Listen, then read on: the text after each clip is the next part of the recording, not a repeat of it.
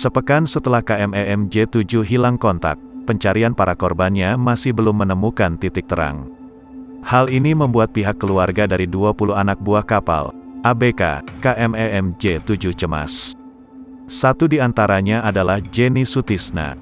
Jenny merupakan kakek dari ABK bernama Wahyu Aditya Pratama, 18, warga Jalan Pangeran Emir M. Nur, Gang Camar, RT 14 LK2, Pengajaran, Teluk Betung Utara, Bandar Lampung.